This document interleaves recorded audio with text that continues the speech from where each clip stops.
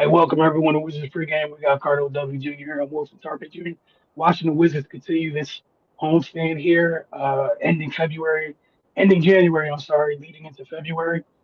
Tonight, they host the Sacramento Kings at Capital One Arena. This is the second of two matchups between these two teams. Sacramento won the first game of this season series January 16th on their home floor, 128 to 115. Washington's coming off a disappointing 142 to 111 loss to the Lakers a couple of days ago.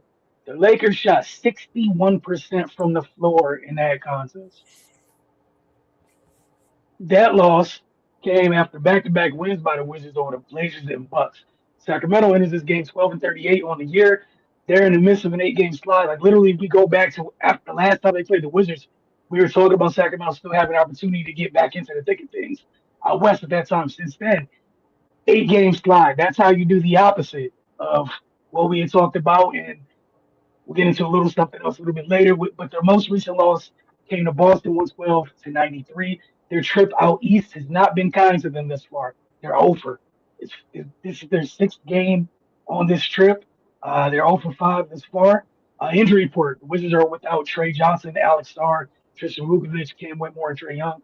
On the Sacramento side of things, no Keegan Murray, no DeMontis Sabonis, and no Russell Westbrook. Somebody else who is not available for the Kings.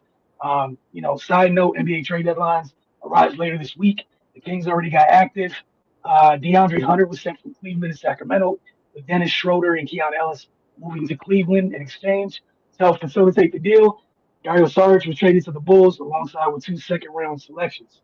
So, Cardell, what gives Washington the best chance to even the season series with Sacramento with the win tonight and to get that nasty taste out their mouth from what happened a couple nights ago at the hand of the Lakers, which again I will say 61% from the floor.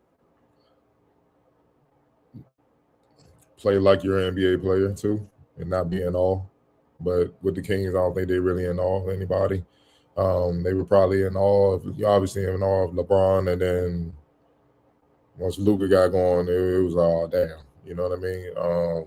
And play defense. Just again, play defense. And tonight will be a little bit different, especially with no Sabonis, no Russ, no Keegan Murray, because now you playing against a team that offense kind of plays like old school. They thrive in the mid range. You know what I mean? They can still spread the floor, but they thrive in the mid range, and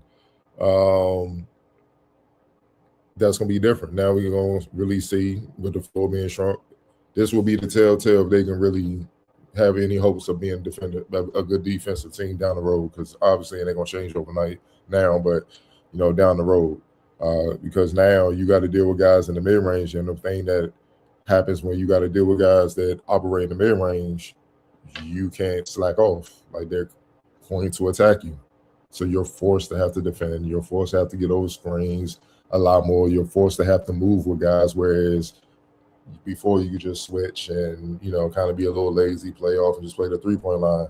Now you ain't going to have that option. You got to be careful. You got to be careful. More backdoor cuts and post-ups and all that type of stuff, and making reads and, stuff like that, and, to bring my point further home, the Kings coming in, they're 30th in three-point attempts and 30th in three-point makes, but they're third in the NBA in two-point attempts and sixth in two-point makes. They're not the most efficient, 29. They're 29th, shooting 52% from two, within the inside three-point range, and for the two-point percentage area. But that could be that could be a tale of like finishing at the rim and all that other stuff. But mid-range shooting, they have some capable guys. Starting with DeMar DeRozan, one of the best mid-range players of this era of all time. He gets it done, like mid post, low post, one dribble, two dribbles, left, right, turn it over both shoulders. I know he's 36, but he still can get it done. 19 points, they're averaging 19 points a game, 50% from the field. He averages 13 attempts a game. 11 of those is from two-point range. So, yeah, whoever's guarding him, you got to guard him in the mid-range. You better be able to guard mid-post action, to all that stuff, man. You want to really be able to play defense because he's going to bring it to you. You know what I mean? and you can't foul him. You foul him, he's shooting 86%.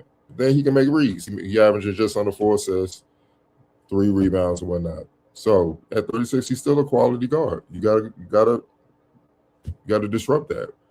You know what I mean? Got Zach LaVine, who leads the team in scoring, 19.3. But he's more of a mix-up guy. Yes, he averages 14 shots a game, but 6 of those shots come from three-point range. He's shooting 39%. That's what I mean. But they still got guys that can hit threes. And then from 2-point range, he's averaging just over 7 attempts from there. So he's shooting 56%. So he's a three-level guy. Even though DeRozan is a three-level guy, but he operates mainly in the mid-range area. Zach LaVine mixes it up. So you got to be wary of him, because guess what's going to happen if DeMar starts going and he wants a double team? He's going to be looking for – that's going to be one of the options he's looking for to spread the floor to keep the double teams off of him so he can operate one-on-one. Then next – 3 of their top 5 leading scorers, you just said it, Russell Westbrook, DeMontis Sabonis, Keegan Murray, they're out. So that means LaVine and DeRozan are going to get more shots. Dennis Schroeder traded. Malik Monk, he's out, right? I think he went from out to he's playing now. He was somebody who was questionable, so they might have Malik Monk. Okay, he's playing. So possible. Let's just say possible. Okay. He's averaging 12 and a half points. Obviously he's coming off the bench. Shooting splits, 44, 42, 87. 42% from deep. Half of his attempts come from mid-range. That's it, mixing it up, attacking the basket and all that. I think y'all get my point. I think y'all get my point as to what I'm saying. The Wizards will have to guard. And it always starts there for them. They've been scoring enough points to win, but when they completely have just total breakdowns on defense like they did the other night, you get that type of result where they're just playing with you.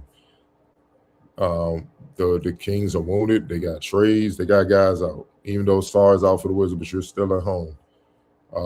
You need to try to get back on the winning track. I get what's going on, but you got to try to do something to navigate the rest of the season, man. Like, you got to compete better than what you showed on Friday, man. It's no getting around that. This is a team that's wounded.